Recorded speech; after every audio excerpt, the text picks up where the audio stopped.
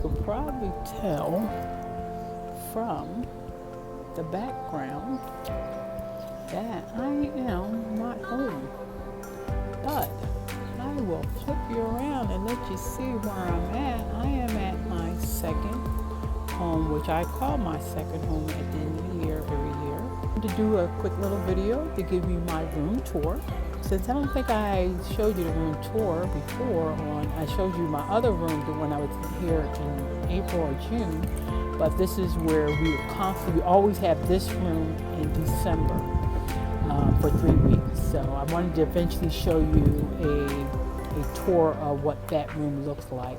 But I'll be here for 3 weeks, so you'll probably get several videos as Cheryl thinks and ponder for the end of the year of the things I want to accomplish for 2020. I'm always thinking ahead. You got to think ahead. So I just wanted to give you a quick video of the room tour, and I will see you, family, in the next video. You know what I always say. First, peace, love, and happiness. Family, life is too short.